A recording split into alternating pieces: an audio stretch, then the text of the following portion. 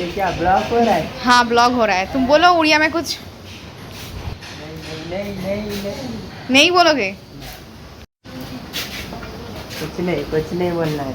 तो उस बात को ही उड़िया में बोलो। कुछ नहीं बोलना है। किसी को ही आ रहा नहीं। কিছু কইবারও নেই। জয় জগন্নাথ তো বল सकते हो। हाँ जय जगन्नाथ। আশা করি পুরীর ভিডিও সবাই দেখেছো, ব্লগ সবাই দেখছো, আর অনেক লাইক কমেন্টসও এসছে। আজকে আমরা চলে যাচ্ছি হচ্ছে বাড়িতে। আর যে ছেলেটার সাথে কথা বললাম ও রুম সার্ভিস করে, খুব ভালো ছেলে, যখন যেভাবে আমরা বলেছি আমাদের কিন্তু হেল্প করেছে।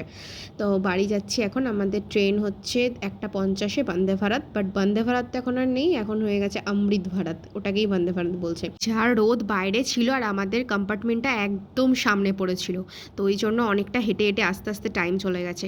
তো দেখো আমাদের ট্রেন ছাড়ার সাথে সাথেই কিন্তু লাঞ্চ দিয়ে দিয়েছিল। লাঞ্চের মধ্যে ছিল, দেখতেই পারছো, এখানে মাটার রাইস ছিল, মাটার পনির ছিল, আর এখানে ডাল ছিল, একটা সবজি ছিল, দুটো পরোটা ছিল, দই ছিল, প্লাস আইসক্রিম ছিল, আর একটা সল্ট ছিল, আর মিক্স পিকেলও ছিল। এবার দিনে আমি প্রচুরবার ট্রাভেল করেছি, তো এইবারে কিন্তু লাঞ্চটা যেটা দিয়েছিল টেস্টটা কিন্তু অসাধারণ ছিল। প্রতিবার একদম বেকার থাকে টেস্ট, এইবারের টেস্ট খুবই সুন্দর ছিল।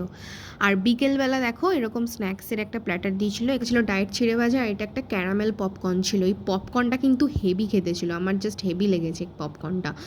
আর তারপর তো চা দিয়েছিল, ইনস্ট্যান্ট মিক্স চা এগুলো, আর তারপরে আরও অনেক কিছু ছিল, সবই দেখিয়ে দিলাম তোমাদেরকে। তা আমাদের ট্রেন কিন্তু একদম এক্স্যাক্ট টাইম 8:30, মানে 8:30তেই নামিয়েছিল।